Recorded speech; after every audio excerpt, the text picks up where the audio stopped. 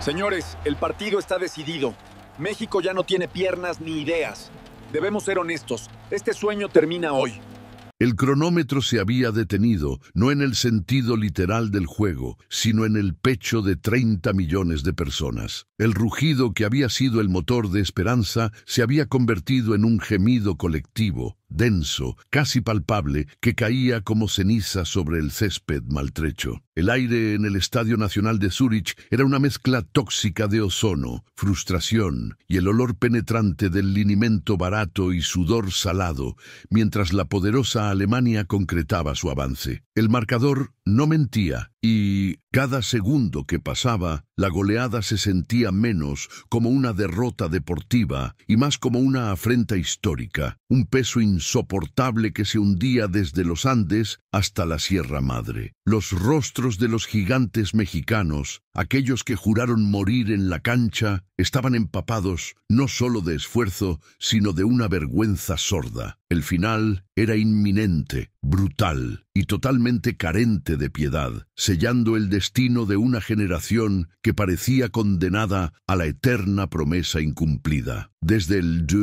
palco de transmisión, la voz del analista, ese oráculo frío y sin corazón, perforó el silencio con una certeza lapidaria. Señores, el partido está decidido. México ya no tiene piernas ni ideas. Han luchado con honor, sí, pero la diferencia de infraestructura y mentalidad es abismal. Debemos ser honestos. Este sueño termina hoy, y termina de la peor manera, frente a la mirada atónita de su afición. Sus palabras eran dagas que resonaban en los oídos de cada aficionado, oficializando la rendición, borrando cualquier vestigio de fe irracional. Afuera, la lluvia fina comenzaba a caer, fría y persistente, lavando la tinta del heroísmo de la camiseta tricolor. Solo quedaban 3 minutos en el tiempo reglamentario, y la sustitución inútil que se preparaba en la banda era vista por todos como un simple trámite, un intento burdo de maquillar el colapso final. El técnico bajó la mirada, aceptando el veredicto del mundo. En medio de esta ruina táctica y emocional, esperando su turno, junto a la fría chapa del cuarto árbitro, se encontraba ella, una figura diminuta,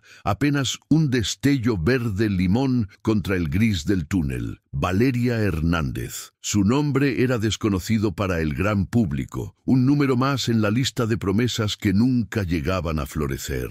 A sus 18 años, el peso del estadio era una manta de plomo sobre sus hombros. Podías ver el temblor en sus piernas, un escalofrío que no era solo por el aire helado, sino por la magnitud de la tarea imposible que le esperaba. Entrar a un campo ya sentenciado. La estrategia ya no importaba, solo quedaba el orgullo maltrecho, y a nadie en el mundo le importaba el destino de la suplente más joven del equipo. Era un cameo trágico, una nota al pie de página en la crónica de una derrota anunciada, destinada a correr sin propósito hasta que sonara el pitido final. La tabla luminosa del cambio se levantó, brillando cruelmente con el número 19 de Valeria. El gigante agotado que salía apenas le dio un golpe de mano, más un gesto de disculpa que de ánimo. En ese intercambio fugaz, Valeria ignoró el marcador que dictaba un 4-1 humillante y en su lugar sintió el frío metal del escudo nacional cosido a su pecho. Un pensamiento prohibido, herético en la atmósfera de derrota,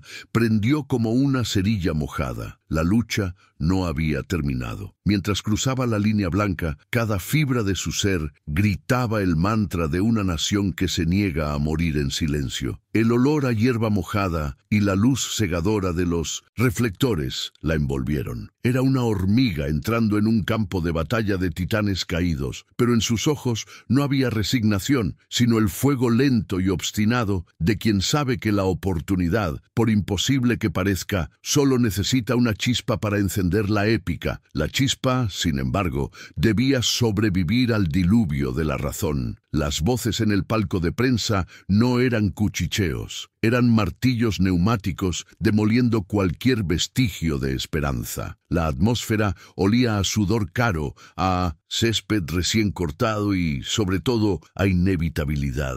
Desde los micrófonos de la cadena global, el comentarista principal, un hombre cuyo acento exudaba superioridad histórica, ni siquiera se molestó en ocultar su desdén. «Respeto la valentía», masculló, su voz grave resonando a través de los auriculares de millones de espectadores. «Pero el romanticismo no anota goles. Esto no es una película, es estadística pura. Estamos a segundos de presenciar no un partido, sino una formalidad histórica, un mero trámite administrativo que culminará con el resultado que todos ya conocemos desde que se publicó el calendario. Su sentencia no fue una predicción, fue un acta firmada, y las cifras eran verdugos impecables. El expediente que la joven mexicana llevaba sobre sus hombros no era solo un uniforme, era el peso de una historia de 47 enfrentamientos donde la victoria había sido una quimera esquiva. Mientras ella ajustaba sus espinilleras, la pantalla gigante proyectaba el terror numérico, tasa de posesión histórica del 68% para el rival, 0 victorias de México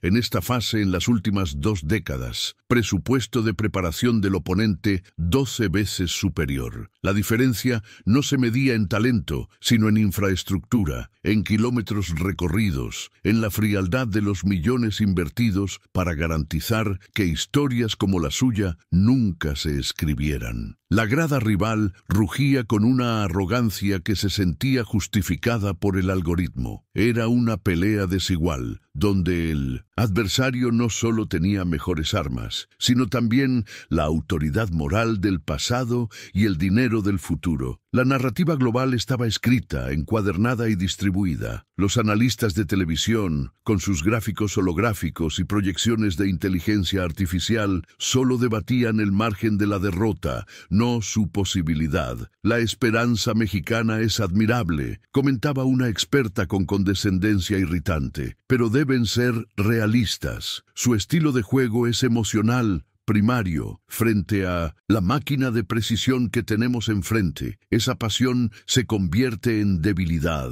en huecos defensivos que serán explotados sistemáticamente». Este discurso, repetido hasta el hartazgo en cada rincón del planeta, buscaba anestesiar al público, convencerlo de que no había drama, solo lógica implacable. La crítica no iba dirigida a la táctica, sino al corazón mismo de la identidad que la jugadora representaba, sugiriendo que la garra latina era insuficiente frente a la ingeniería deportiva europea. En el centro del campo, bajo la pesada atmósfera de un juicio universal, la disparidad física era brutal. Los oponentes, macizos y cincelados por programas de élite que rayaban en lo científico, proyectaban sombras largas y amenazantes. Olían a invencibilidad, a colonias caras y a una confianza forjada en campeonatos ganados. La joven, en contraste, parecía casi diminuta, una silueta solitaria enfundada en verde que portaba el luto anticipado de una nación. Ella no tenía el músculo que impone, ni la estatura que intimida, solo un par de piernas rápidas y una voluntad que para ese momento era invisible para todos excepto para ella. El eco de los abucheos dirigidos a su bandera se sentía como si los hubieran tallado directamente en el aire, dejándola flotar en una burbuja de aislamiento hostil en el mismísimo corazón del Coliseo. El pitido del árbitro ya no se sentía como el inicio de una contienda, sino como el toque de queda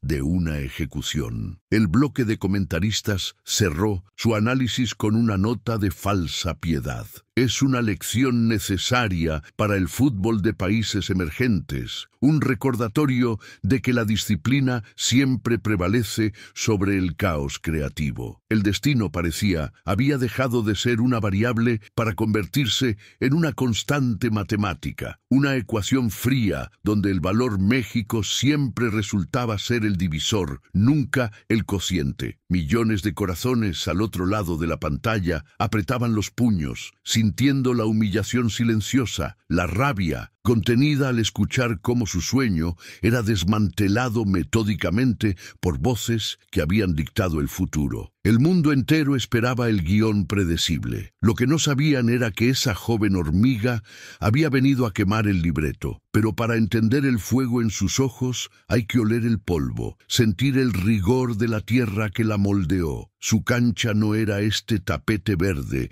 regado y manicurado que pisaba hoy. Era un páramo amarillento, donde las piedras eran tan comunes como el césped, donde cada regate significaba un riesgo de torcedura, y el sol de mediodía cocinaba el aire hasta hacerlo irrespirable. La sombra más cercana era la de un viejo tanque de agua oxidado que apenas ofrecía refugio. Ella no tenía botas caras. Las suelas rotas eran un lujo si duraban más de 2 temporadas. Los entrenamientos terminaban con el sonido de los balones golpeando latas viejas en lugar de redes. Las luces de la noche no existían, obligándola a terminar sus sesiones bajo la tenue luz de la única farola de la calle vecina. Ahí, en ese olvido, donde nadie la filmaba ni la observaba, comenzó a forjarse la voluntad de una nación. Esas condiciones físicas eran solo la mitad de la batalla. La otra mitad era el eco constante de la duda. Los supuestos expertos locales,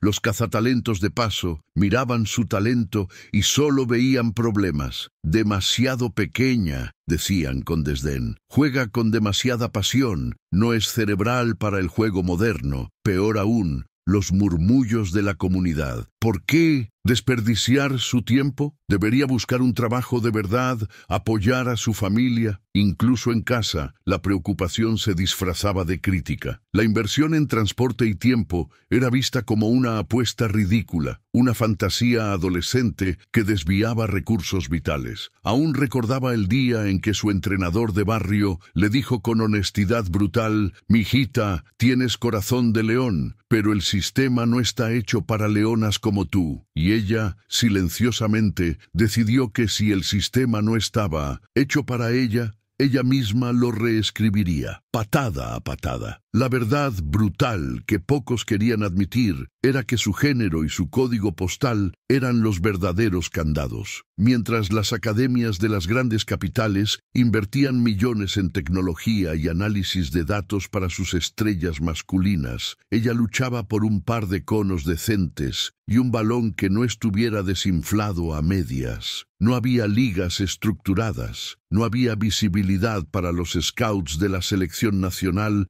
en su remoto rincón del país. Para ser vista, no bastaba con ser buena. Tenía que ser una aparición, un fenómeno que obligara a la gente a desviar la mirada de la ruta preestablecida. Cada viaje al distrito más cercano, atestado en autobuses lentos y ruidosos que olían a diésel recalentado, era un acto de desafío logístico. Era el pez pequeño que tenía que saltar una cascada de 100 metros solo para que el río principal notara su existencia, y ese esfuerzo diario la había hecho más fuerte. El reloj era su enemigo y su único aliado. Mucho antes de que el gallo cantara o que sus vecinos encendieran el fogón para el desayuno, ella ya estaba corriendo. Las 5:00 AM era la hora de la verdad, cuando el frío cortante de la madrugada se filtraba por las rendijas de su humilde casa y cada músculo gritaba por quedarse dormido. Su rutina de entrenamiento matutino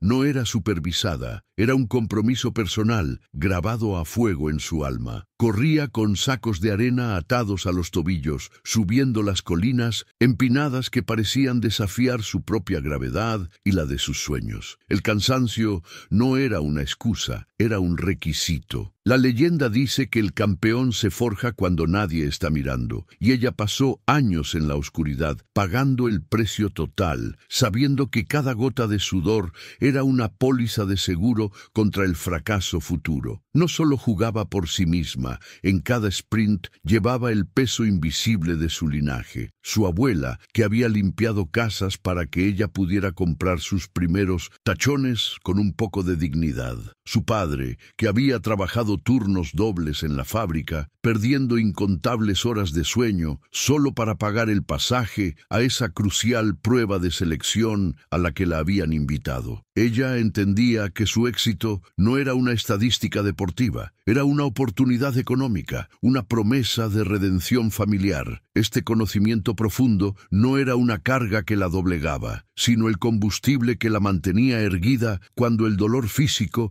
se volvía insoportable y la desmotivación llamaba a su puerta. Era un juramento silencioso a su gente: no regresaré a casa sin haberlo intentado todo. Esa presión, que haría colapsar a atletas menos templados, la hacía inquebrantable en los momentos críticos. El punto de inflexión llegó en la capital, durante la última prueba de campo abierto antes del corte final para el equipo juvenil. Lo hizo todo bien: pases precisos, una defensa férrea, goles cruciales. Pero al final, el coordinador ni siquiera la miró. Eligieron a la jugadora que tenía mejores patrocinios, mejor uniforme y, francamente, mejores conexiones con el poder. Ella, de pie bajo la lluvia fría, escuchó la frase que la cambiaría para siempre: tienes potencial, pero no encajas en nuestro perfil. En lugar de romperse, algo cristalizó en su interior. En ese momento, juró que no solo encajaría, sino que obligaría al mundo a redefinir el perfil de lo que era posible. Se limpió el lodo y las lágrimas, y se dio cuenta de que si quería el boleto a la élite, tendría que comprarlo ella misma con esfuerzo sobrehumano y disciplina implacable, sin pedir permiso ni clemencia. Así fue como la joven, de pie ahora en el centro de ese estadio colosal en Qatar, llevaba consigo más que solo la camiseta de su país. Llevaba el recuerdo del sol inclemente de su campo de entrenamiento, el sonido de las risas escépticas y el olor a diésel del autobús que la transportó a su destino. Cada fibra de su ser era un testimonio de lo improbable, de lo que nace donde el mapa termina. Cuando el comentarista dijo que México estaba descartado, cuando el mundo le asignó el rol de víctima predestinada, ellos solo le estaban dando un regalo invaluable, la munición final que necesitaba. Ella no estaba allí para cumplir expectativas tibias, estaba allí para corregir la historia de todos los que venían de la nada, de todos los que habían sido etiquetados como no aptos. El libreto de la derrota estaba quemado, solo quedaba la urgencia de la venganza deportiva. El Kunduz, silbato inicial, no fue un llamado a la gloria, sino un ingreso violento a la trituradora. El torneo se desató como un tifón sobre el cuerpo y la mente de las mexicanas. Desde el primer partido, la exigencia fue inhumana. No podían permitirse un solo error, mientras que las titanes del norte y del viejo continente parecían jugar con el freno de mano puesto, reservando fuerzas. La humedad del césped, el olor a sal y a desesperación química de los linimentos era el aire que respiraban. Cada metro corrido costaba doble, y los marcadores, aunque a veces apretados, siempre terminaban validando el pronóstico. El esfuerzo mexicano era admirable, pero insuficiente. La prensa internacional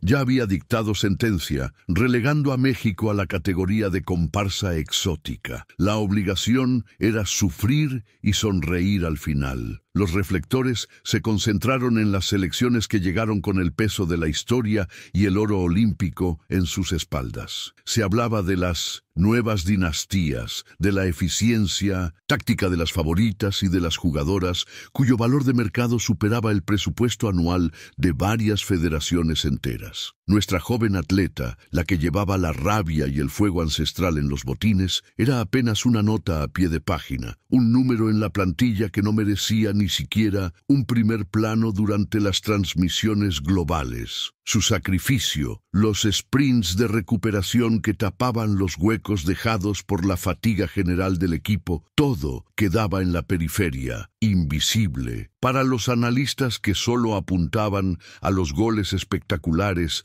y la frialdad estadística. El yugo de la expectativa externa no pesaba sobre ella, sino la indiferencia. La fase de grupos se convirtió en una guerra de desgaste psicológico. Los cuerpos equipos de las mexicanas empezaron a mostrar la factura del sobreesfuerzo: tobillos vendados, rodillas que crujían con cada giro y un cansancio que se asentaba en los huesos, impidiéndoles conciliar el sueño reparador que sus rivales disfrutaban. Mientras, Brasil rotaba a su plantilla con la casualidad de quien elige un plato en un menú de lujo. México apretaba los dientes, rezando para que nadie cayera lesionado, pues el banco de suplentes no ofrecía descanso, solo otra dosis de la misma fatiga acumulada. El entrenador, con el rostro marcado por la tensión, solo podía pedirles una cosa: que honraran la camiseta, aunque el precio fuera demasiado alto para el organismo. La fatiga no era solo física, era la certeza asfixiante de que la narrativa ya estaba escrita. Cada vez que encendían la televisión en el comedor del hotel, los comentaristas repetían el mismo mantra con tonos de condescendencia: México era bravo, pero no estaba al nivel, le faltaba mentalidad ganadora y una estructura deportiva seria. Era un juicio que trascendía el deporte, golpeando la dignidad nacional con la precisión de un bisturí. La protagonista sentía este escarnio como un golpe directo a su estómago, usando cada palabra despectiva no para hundirse, sino para afilar la navaja de su determinación. Ella entendió que su batalla era menos contra las defensas rivales y más contra el prejuicio histórico. En el corazón de ese sufrimiento silencioso, la joven mexicana se convirtió en el motor oculto del equipo. Absorbió más faltas que cualquier otra jugadora. Luchó cada balón, dividido con la ferocidad de quien defiende su última migaja de pan,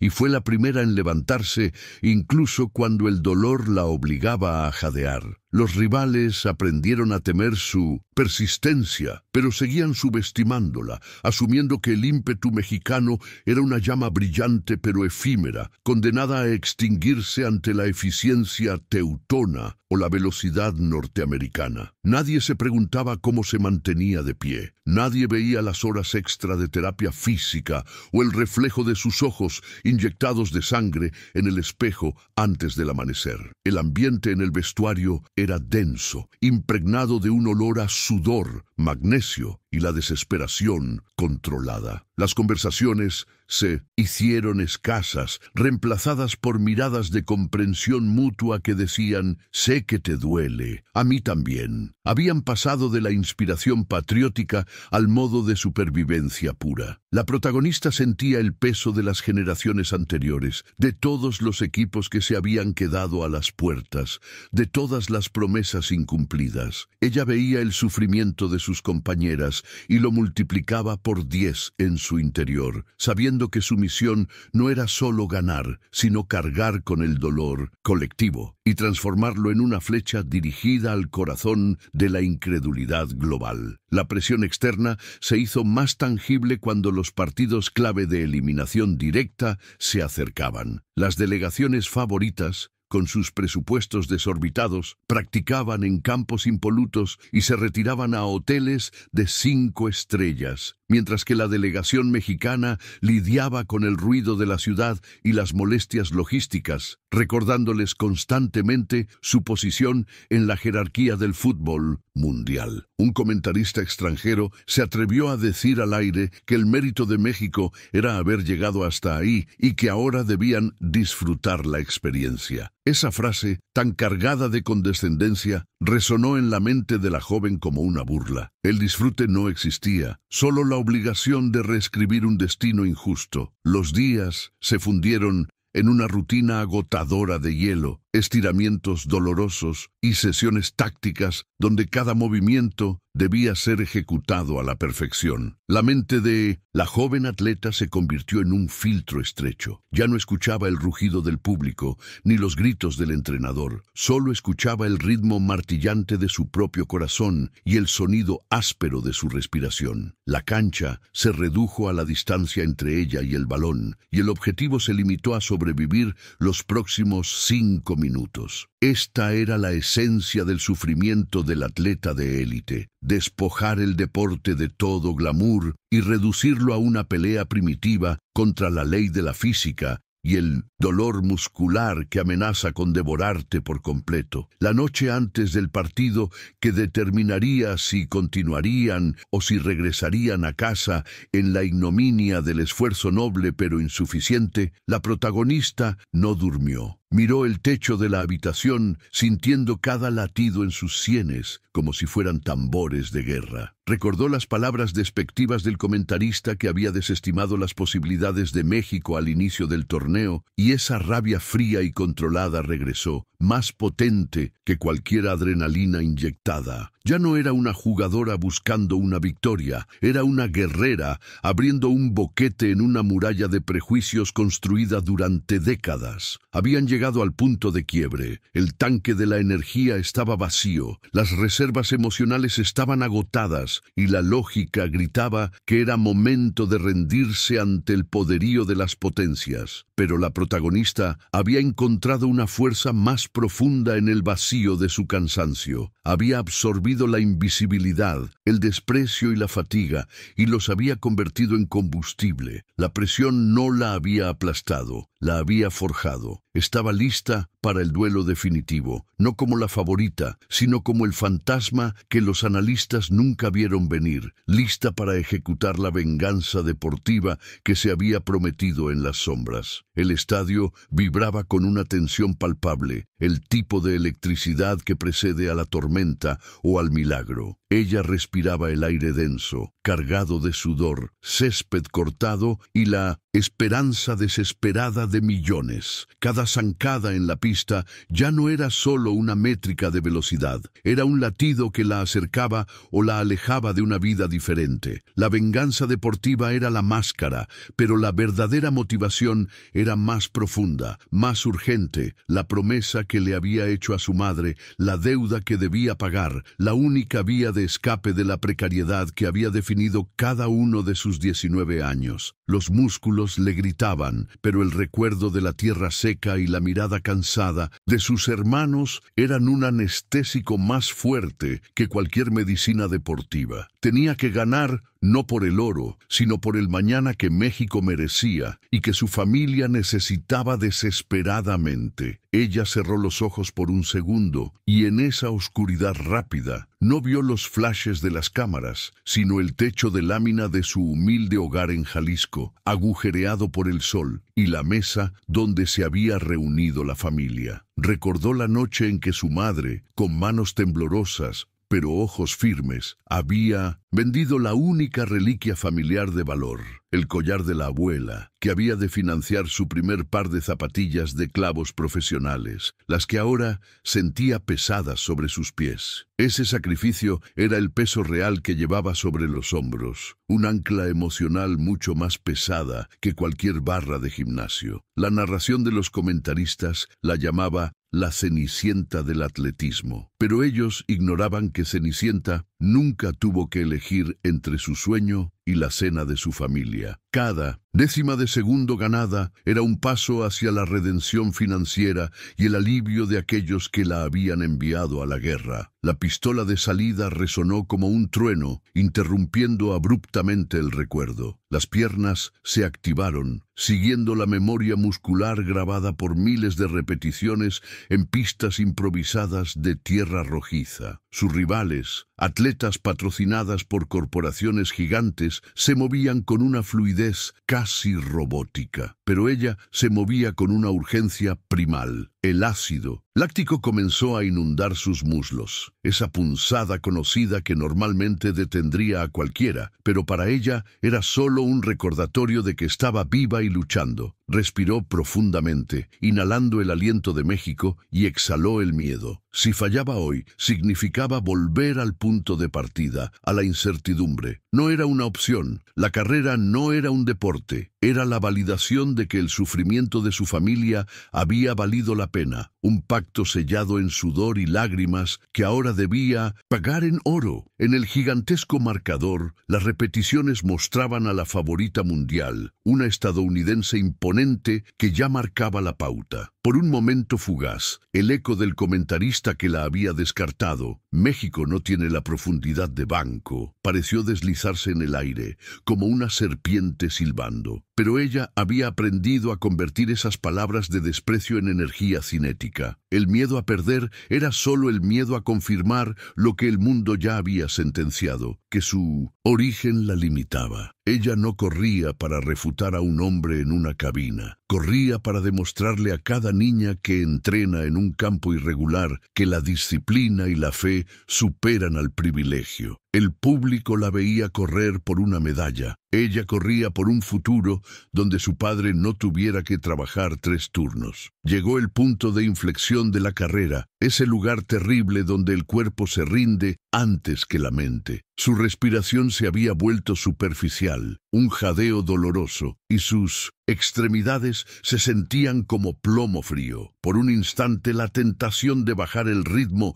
y aceptar un cómodo bronce fue abrumadora. Una voz silenciosa le susurraba que ya había hecho suficiente. Pero fue entonces cuando, entre la niebla del agotamiento, vio la imagen clara de su hermana menor, esperando verla triunfar en un televisor prestado, sosteniendo la bandera. Esa imagen actuó como un desfibrilador, un golpe de energía pura que la obligó a empujar. El dolor no desapareció, pero la prioridad cambió. Era su turno de ser la heroína, la proveedora, la que abría la puerta a una vida mejor para los suyos, sin importar el costo físico. Un rugido emergió de las gradas mexicanas, un estallido de apoyo que ella sintió más con los huesos que con los oídos. En ese instante, la fatiga retrocedió, suplantada por una rabia controlada. Ya no corría con esperanza, sino con la certeza brutal de la necesidad. Los brazos se movieron con una precisión más violenta, los talones golpeando la vista con la fuerza de quien martillea un futuro. La atleta que iba en la tercera posición, una europea de renombre, comenzó a desvanecerse en su visión periférica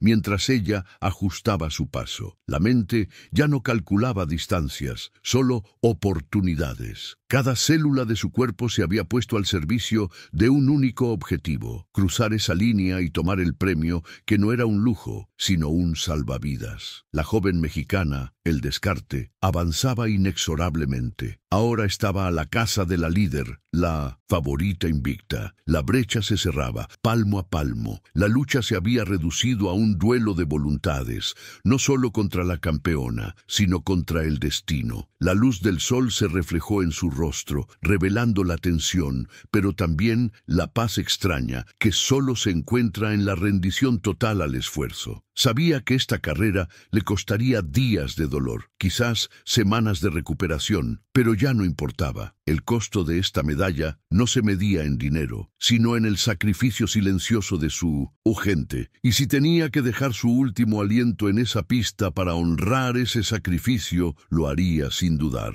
El oro se había convertido en la única moneda de cambio aceptable para saldar la deuda que había contraído con su sangre y su tierra. La deuda exigía acción, no súplicas. Al entrar en el último tercio de la carrera, algo se desbloqueó en la joven mexicana. No era solo un aumento de velocidad, era una liberación biomecánica forjada en incontables horas lejos de las cámaras. Los comentaristas habían evaluado su ritmo inicial como pereza o inexperiencia, pero era en realidad una disciplina draconiana. Ellos habían visto solo el caparazón. Nosotros estábamos a punto de presenciar la liberación del motor oculto. Su zancada, antes conservadora, se hizo repentinamente más económica, más larga, casi insolente. Sus rivales, que ya habían quemado sus reservas de glucógeno en el frenesí del inicio, empezaban a sentir el peso de los 300 metros finales, el famoso muro, pero ella, con una reserva escondida que solo su entrenador conocía, estaba apenas marcando su verdadero inicio, ignorando el dolor que ya mordía los músculos de las europeas. Estábamos presenciando la ejecución de un plan tan riesgoso como brillante. La clave que ahora se revela, no estaba en laboratorios de última generación o dietas moleculares financiadas por millones. Su ventaja residía en el aire delgado y la tierra dura de las afueras de Toluca, a 2.600 metros sobre el nivel del mar, mientras sus contrincantes entrenaban en pistas sintéticas perfectas con oxígeno suplementario. Ella corría en gravilla, bajo un sol inclemente que volvía el aire denso y pesado. Ese castigo crónico al sistema respiratorio significaba que, al bajar a la altitud de la competencia, sus pulmones trabajaban con una eficiencia sobrehumana. Cada respiración aquí era una dosis doble de oxígeno para sus músculos. La resistencia que los demás compraban, ella la había forjado. El dolor que las otras sentían era el límite. El dolor que ella sentía era el eco de un entrenamiento mucho peor, y por lo tanto, una señal de que todavía le quedaba mucho por dar. Era una ventaja fisiológica ignorada por los analistas que solo miraban el ranking y no el sacrificio geográfico. Esa estrategia se llama la división negativa, el arte de correr la segunda mitad de la carrera más rápido que la primera. Era un riesgo calculado, casi una burla a la ciencia deportiva tradicional que sugiere un ritmo constante. El plan de su viejo mentor, un hombre que no poseía más que un cronómetro y una fe ciega, era simple: dejar que las favoritas se quemaran emocional y físicamente. Debía mantenerse a un 70% de su capacidad hasta el minuto exacto, dejando que la desesperación de la remontada fuera su motor en los últimos 400 metros. Ahora, con la líder europea tambaleándose visiblemente, gastando energía en mantener una postura que ya no podía sostener,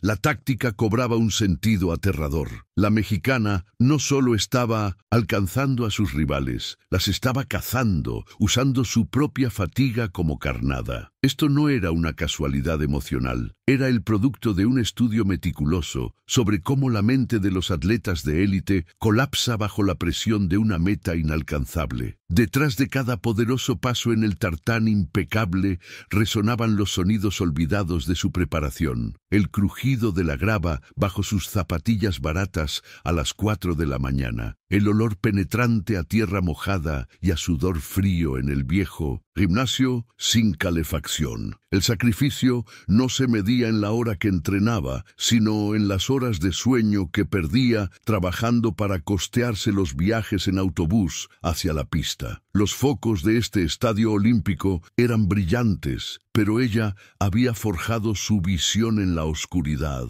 en el parpadeo de una lámpara de queroseno mientras estudiaba los patrones de sueño y nutrición de sus rivales, optimizando cada migaja de información. Era una guerra de recursos, donde el bando con menos dinero tenía que ser infinitamente más inteligente. Mientras el comentarista seguía hablando de la sorpresa, nosotros veíamos el resultado directo de la negación absoluta de la comodidad. Vimos el costo de la humildad convertido en la máxima herramienta de rendimiento. Y luego estaba el detalle microscópico que nadie había notado en la revisión previa a la carrera: sus zapatillas. Mientras las favoritas patrocinadas llevaban el modelo de fibra de carbono más reciente y costoso, ella calzaba un par de edición ligeramente anterior, ajustadas y modificadas por su entrenador para un solo propósito. El modelo, más rígido en el talón de lo que el diseño actual permitía, forzaba una propulsión del antepié más agresiva, diseñada específicamente para maximizar la velocidad de reacción en el cambio de ritmo. Era una adaptación ilegal, según los estándares puristas, pero tolerada. Este calzado, casi un arma secreta, era el testimonio de un equipo que no podía permitirse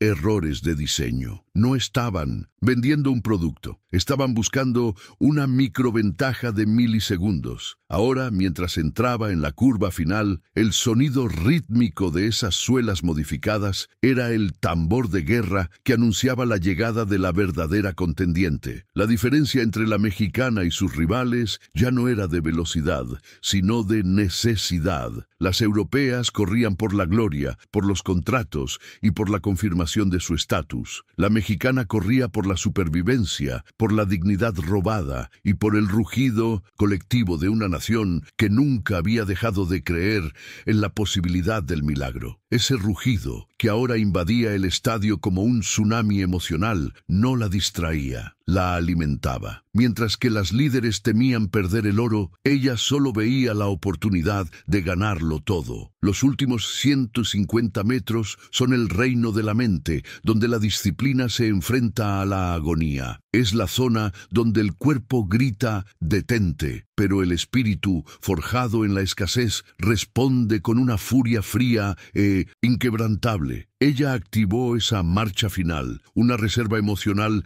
que solo se puede acumular cuando el fracaso no es una opción, sino una traición a tu gente. Y de repente, el cálculo estadístico se desmoronó. Los expertos que habían descartado a México, basándose en las hojas de tiempo, no entendieron la variable más importante, el corazón indomable calibrado por la estrategia. El comentarista, cuya voz había sido arrogante, ahora era una nota aguda de shock. Vio el ritmo, vio la cadencia perfecta, vio la absoluta falta de fatiga aparente y comprendió que estaba presenciando no una carrera, sino un asalto metódico. El imposible gap de 6 metros se redujo a la mitad en 3 zancadas. El público, inicialmente cortés, se puso de pie, un mar de color verde, blanco y rojo, que entendía que lo que estaba sucediendo trascendía el deporte. Estaban viendo cómo el sacrificio, el plan perfecto y la furia patriótica se fusionaban en una fuerza imparable. La joven mexicana, que había empezado en último lugar, estaba ahora a punto de ejecutar la intercepción que cambiaría la historia. El aire sobre el campo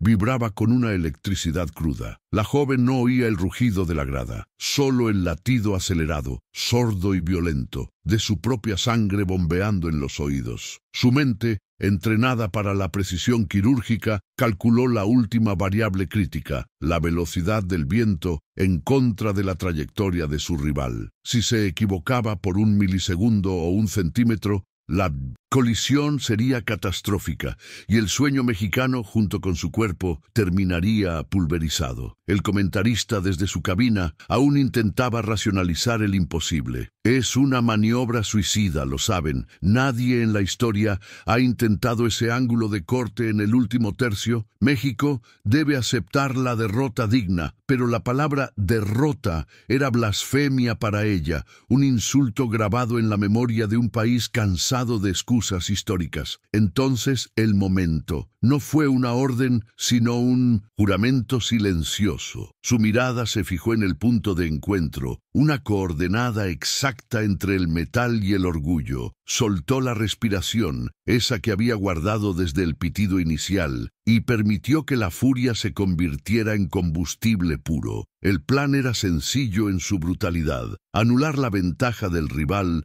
usando su propia inercia como arma. Con un grito que se ahogó en su garganta, se inclinó en un ángulo imposible, abandonando cualquier vestigio de seguridad o autoconservación. Era el punto de no retorno. La joven no estaba solo jugando, estaba ejecutando una promesa a millones, un acto de fe ciega en la bandera que llevaba cosida al alma, empujando la máquina a límites que el fabricante consideraba físicamente insuperables. El mundo se disolvió en una neblina de velocidad. Mientras la joven mexicana se lanzaba, los tacos de sus botas encontraron el equilibrio perfecto sobre el césped, transformando su cuerpo en un proyectil de acero impulsado por la voluntad. El sonido fue una bofetada sónica. La intercepción no fue limpia, fue una colisión controlada, un choque de voluntades. La maniobra generó una onda expansiva de polvo y grava que envolvió momentáneamente a ambas competidoras en un caos dramático. Por un instante suspendido en el éter, pareció que ambas se caerían,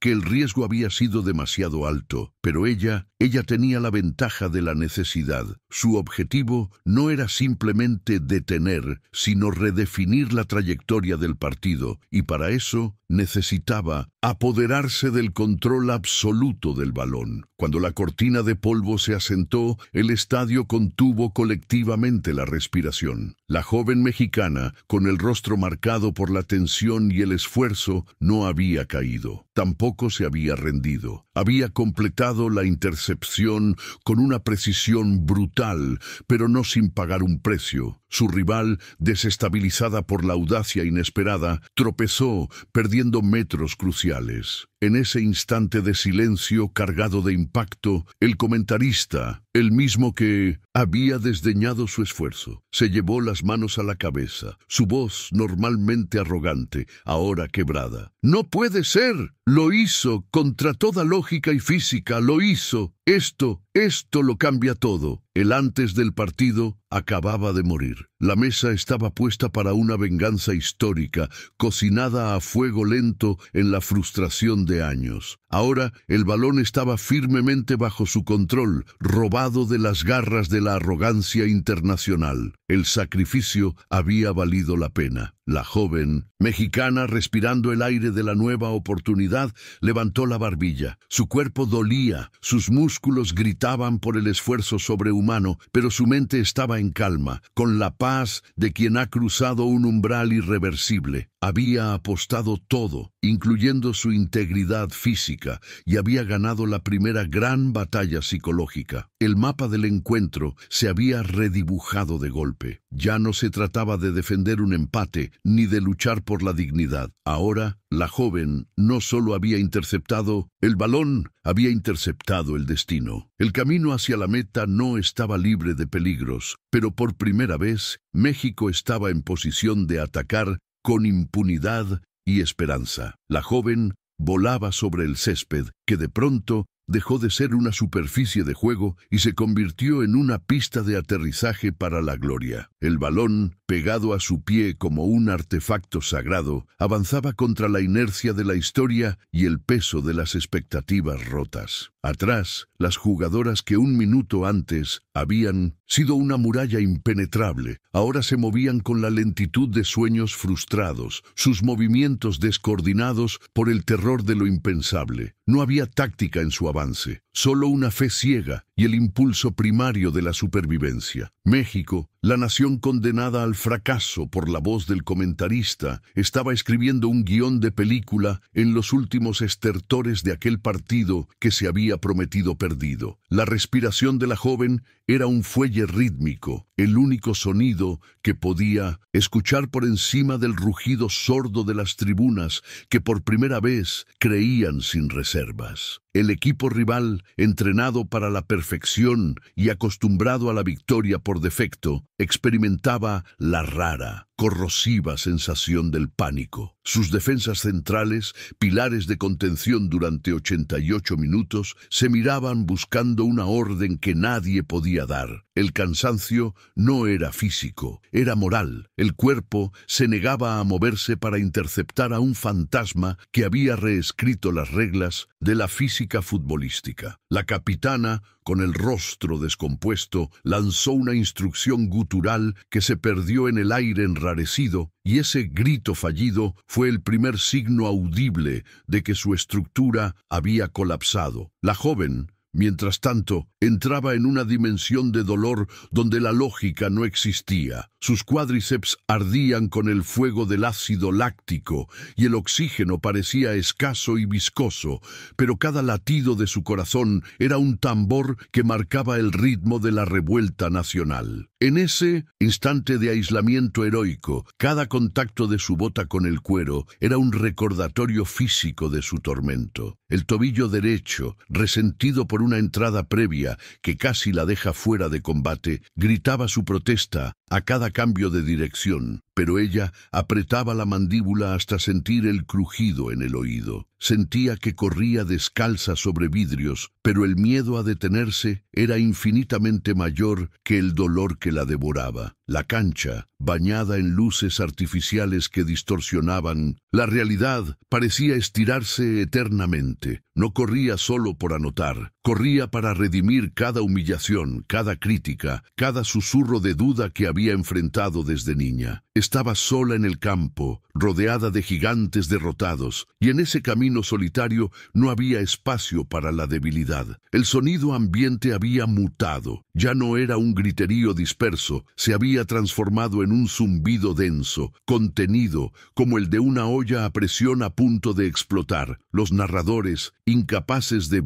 mantener la compostura profesional, balbuceaban interjecciones entrecortadas, sus voces quebrándose por la incredulidad y la esperanza. La joven, ajena al mundo exterior, solo registraba dos sonidos: el jadeo agónico que escapaba de sus pulmones y el clac-clac rítmico de sus tacos contra el pasto, una señal inequívoca de que seguía avanzando implacable. Se permitió un breve parpadeo y en esa fracción de segundo, la imagen del gol era tan vívida, tan real en su mente, que se convirtió en una necesidad fisiológica, una sed que solo podía saciarse con la red. El primer desafío real se presentó en la figura de la lateral izquierda, una muralla de fibra muscular que intentó cortar el avance con un barrido desesperado y mal medido. El sudor caliente le cegó un ojo por un segundo, pero antes de que el contacto fatal ocurriera, la joven usó su pie de apoyo como un pivote invisible y jaló el balón hacia el interior, obligando a la defensora a barrer el aire vacío. Fue una finta de ballet convertida en arma de guerra. Al pasar a la lateral, sintió el viento del fracaso de su oponente y su propia aceleración la impulsó con una renovada, aunque dolorosa, ráfaga de velocidad.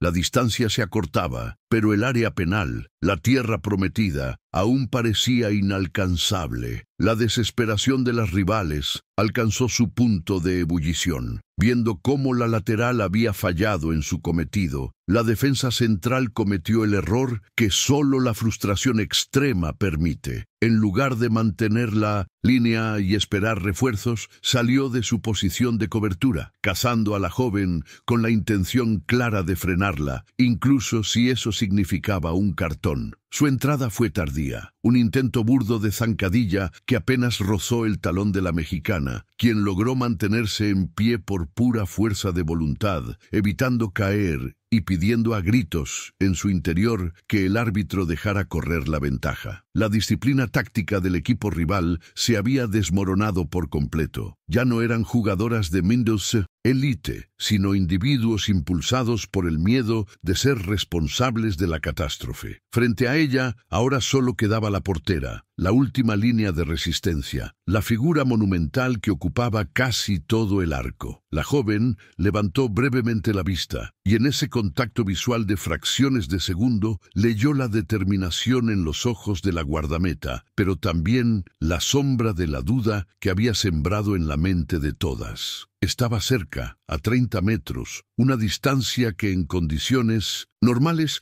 se cubriría en un par de segundos, pero que ahora con las piernas pesadas como plomo se sentía como un kilómetro final. El césped estaba masticado y disparejo en la zona media, y cada bote irregular del balón aumentaba la amenaza de un mal control. Tenía que enfocar, tenía que ignorar la fatiga y tenía que tomar la decisión perfecta. La fatiga se manifestaba en alucinaciones auditivas, pero en lugar de voces, escuchó de nuevo, claro y punzante, el eco de aquel comentarista descartando a México al inicio del torneo. No tienen corazón ni piernas para este nivel. Esa frase hiriente se convirtió en el detonador de su último depósito de energía. Cada paso sobre el campo era una refutación airada a esa profecía autodestructiva. La joven no solo corría para meter un gol, corría para invalidar la voz de la duda, para demostrar que el pundonor mexicano era ilimitado, que el corazón y las piernas existían cuando la dignidad de una nación pendía de un hilo. Ese recuerdo alimentó su furia contenida y le dio el impulso final para entrar al área grande. El reloj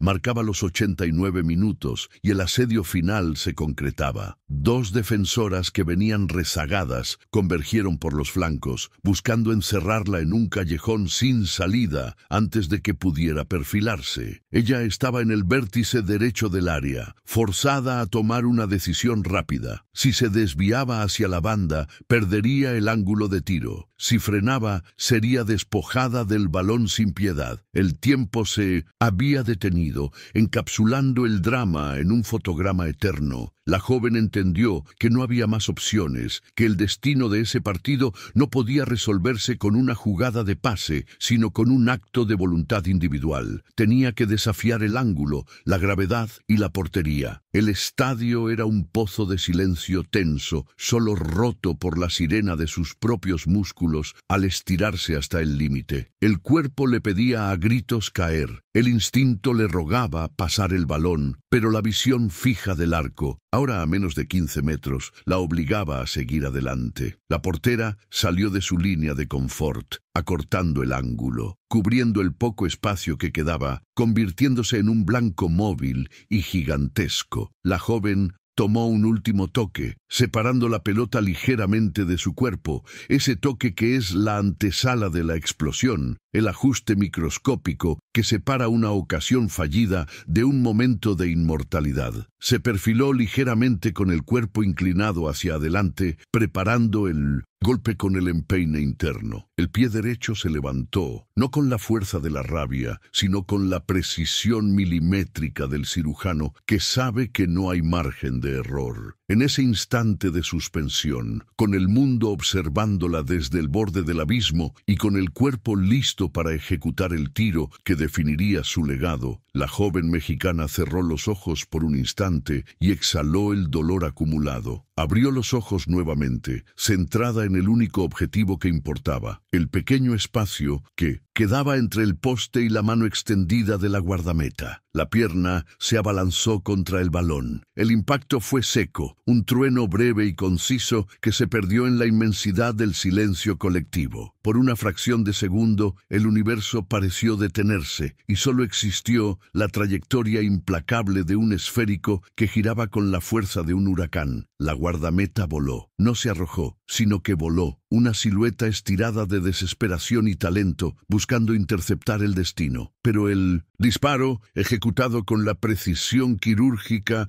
que solo nace de la convicción absoluta, se elevó lo suficiente para rozar la punta de sus dedos extendidos, pero no lo suficiente para desviarse de su ruta. Viajó bajo la horizontal, rápido y venenoso, una flecha verde, blanca y roja, apuntando al único lugar donde el acero de la portería no ofrecía resistencia. La joven mexicana, con la cabeza ligeramente inclinada, contuvo el aliento, esperando la sentencia, el veredicto final que cambiaría para siempre la historia de un país que jamás dejó de creer. El sonido del gol no fue solo el roce de la red contra el aire, fue la ruptura de una presa emocional, la liberación de siglos de frustración encapsulada en ese único instante de éxtasis. El balón se hundió en el fondo, inmóvil y victorioso, y la joven heroína cayó de rodillas sobre el césped, no por debilidad, sino por el peso insoportable de la gloria recién adquirida. A su alrededor, el estadio se derrumbó en un rugido primordial,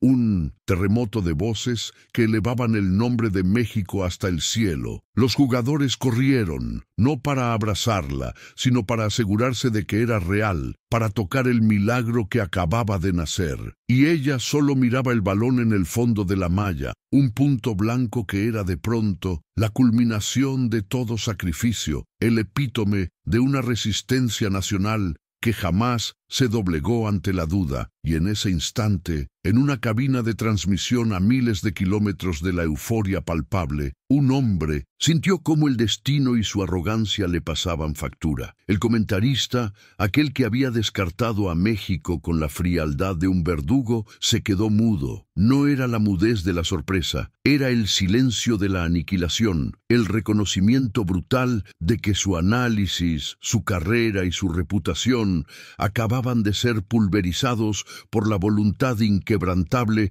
de una joven que no conocía límites. Su micrófono seguía abierto, capturando solo el sonido de su respiración entrecortada mientras la cámara enfocaba a la jugadora levantando los puños al cielo y gritando su victoria. México no solo había ganado el partido, había ganado una narrativa, había reescrito el guión que otros, desde su pedestal de juicio, habían intentado imponer. Había llegado el final de una voz y el nacimiento de una leyenda. Cuando el último grito de euforia se extinguió en el aire de la noche y las luces del estadio lentamente comenzaron a apagarse, quedó un silencio diferente. No era el silencio de la derrota ni el de la espera. Era el peso de una verdad irrefutable. Esa noche no solo se silenciaron a los comentaristas desde sus cabinas distantes y cómodas, sino a la duda interna que a veces carcome al espíritu colectivo. El eco de sus palabras arrogantes fue reemplazado por la firmeza de un ejemplo tangible. La juventud mexicana, con el peso de su historia y la energía de su futuro, es capaz de cualquier cosa. La imagen de aquella jugadora, limpiándose el sudor bajo el escudo nacional, se convirtió en el pitch 200, espejo donde la nación entera pudo mirarse. El fútbol es solo un juego, sí, pero esa noche fue la chispa que encendió la dignidad. Y en ese silencio reflexivo que cubrió el continente, el mundo supo que jamás se puede descartar la voluntad de un pueblo.